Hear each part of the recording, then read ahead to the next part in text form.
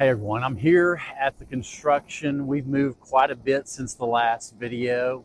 Um, Totally framed, all the siding put in, the windows, the decking for the roof, and they're now putting on the shingles right now as we got rain coming in later this afternoon, and wanted to just create a quick video as I was coming over here to check on things. And I will go through some of the pricing probably at the end when I get back to the office and get some of the details on this so that y'all have a good idea of pricing of what it's cost me so far to this spot. So here we are getting started doing the roofing. We've got rain coming. They're estimating somewhere around 3 o'clock. So these guys and girls are moving pretty fast. You'll be surprised they can have this all done here by possibly and probably by 3 o'clock. They're moving fast. They got a big crew. Some of the things I want to show you as we go in is the decking has a reflective backing to it for insulation, and want to show you kind of where we're at in the process. You can see that it has that reflective backing there and moving along pretty good. We did a vaulted ceiling here. It makes it look just that much larger in here. And you'll see here in the kitchen what's in this trade ceiling gives it a little height. And we're going to do some neat things on this trade ceiling that adds that custom feature to it. And just kind of walking through so that you can get a good look at it. Second bath area. And I'm going to get some pricing.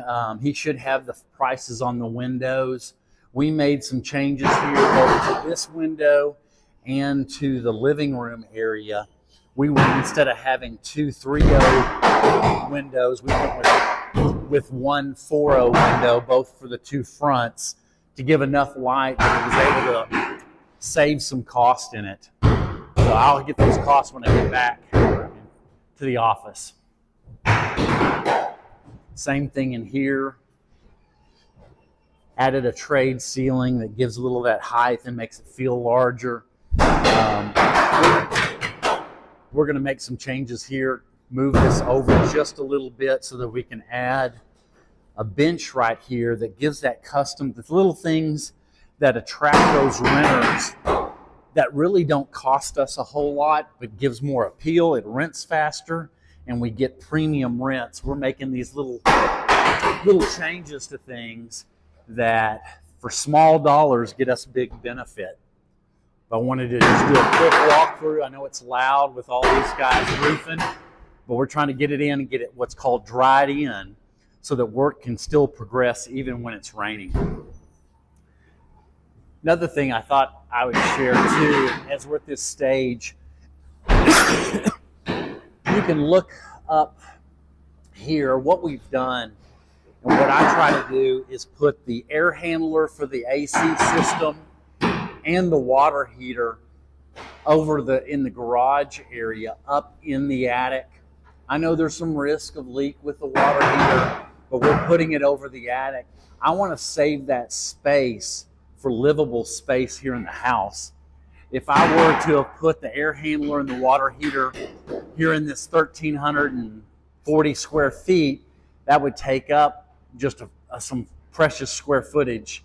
So I've made the choice with all of mine to put them up here in the attic, right here over the garage, so that they can get to it from the attic ladder. But I wanted to show that they framed it down here in the garage, but that would have taken, for the water heater, that would have taken up space here in the garage. So that's what I've been doing on all of mine, is putting them up in the attic in the right spot just to give that extra space for livable square footage.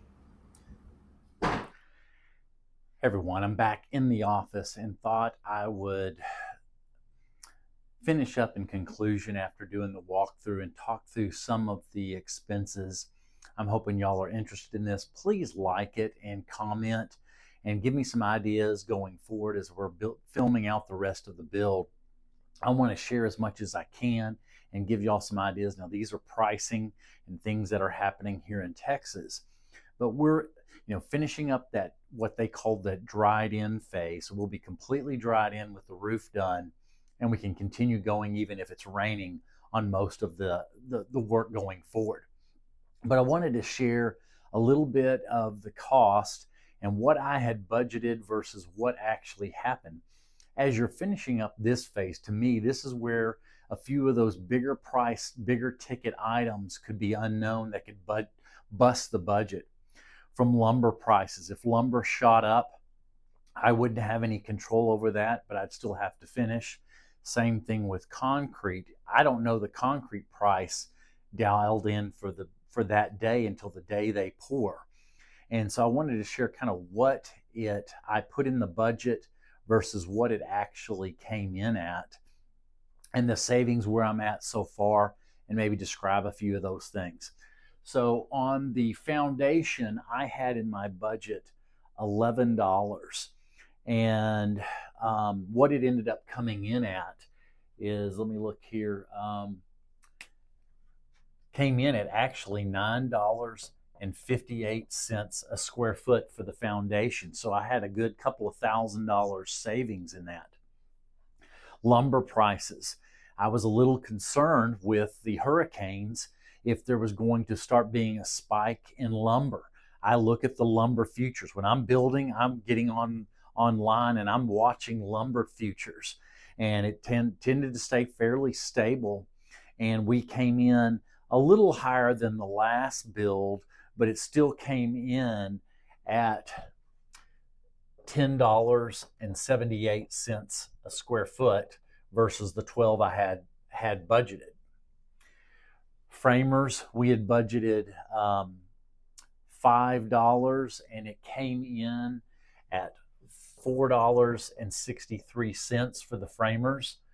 Roofing, it ended up coming in just a little bit higher. It came in at about $3.50. So I went over that budget on that, but I'd saved so much over here. Windows, like I described in the walkthrough, we made a couple of changes, and most of our windows in the bedrooms, they've been, they're what's called 3.0, 6.0, or 3.0, 3 foot wide and 6 foot in height. We went on the two front windows, instead of doing double 3.0s, we did with one single 4 foot wide by 5 foot in height, and that ended up saving us almost $1,000 in on that one little change of going with two double windows of 3 foot wide to one single 4 foot wide window. And that saved us about $1,000. So I wanted to share that, and that ended up coming in at $1.26.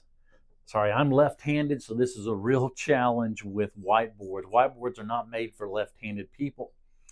But through this project, we've been able to overcome the budget of the retaining wall that we didn't have in our budget, but we would have had to put up a lot of silt fence. And because we did the retaining wall, we didn't have to put in the silt fence. The retaining wall cost $4,500.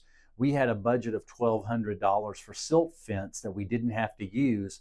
So that made up a portion of that cost for the retaining wall. And as of right now, we are about $4,600 under budget. And I'm through some of the bigger ticket items that are sort of unknown until when you're getting that work done. The rest of the items, we have a pretty good budget, and it should be within that. And any other of the cosmetic things, it's my changes, the way I'm trying to do it. And I'm trying to do this build where I'm trying to maximize the appeal to renters. I'm competing with other single-family houses. I want to be the one that they pick. And so I'm doing a few little custom features that don't cost a whole lot of money. And you'll see that through the series of the little things I've done, from what I showed in the walkthrough, the vaulted ceiling, the trade ceilings in the kitchen and the primary bedroom. We're doing a a barn door into the primary bathroom. We're going to do a few little features, and I'm putting that money within the kitchen and master bath and some little ceiling features that don't cost very much money, and but make it have that good, if you want to call it, that good curb appeal, both with the outside appearance and the inside walkthrough, giving it good appeal to renters. So I want to go through some of those numbers. As you can see, my cost and if you want to run the calculations, the under roof square footage, we're at 1,670 square feet under roof, and that's what I look at when I'm doing my costs. So when I'm doing these spreadsheets, it's all with the numbers and then each cost by square foot for the different, I've got about 65, 70 different categories as we're going through the build for this. And we're into the dried in phase, and a lot of my costs are probably now pretty dialed in, and it looks like we will finish this project under budget, and we'll see where it finishes up.